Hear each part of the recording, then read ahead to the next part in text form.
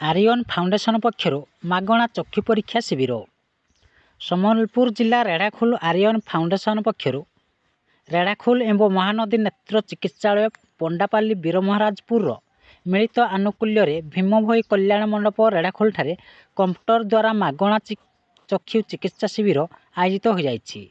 कार्यक्रम को एनएससी अध्यक्ष शिवराम साहू उद्घाटन करथिया बेले आर्यन फाउंडेशन सभापति तथा प्रतिष्ठाता पपुन सामल सयोजन नेत्र चिकित्सालय डाक्तर प्रशांत कुमार दास कैंप परिचालक धर्मराज नायक एवं विजन टेक्नीशियन सत्यनारायण प्रधान चंद्रशेखर नंद ब्रह्मराज प्रधान लोकों चक्षु परीक्षा करथिले।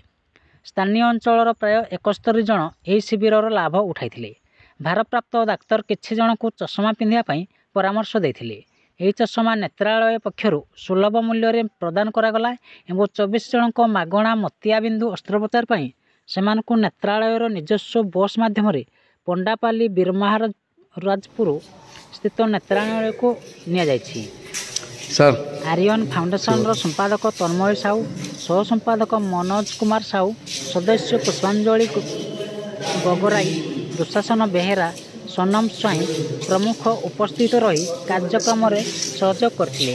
Redhakhol Gajanan Bhesra report news Odisha TV.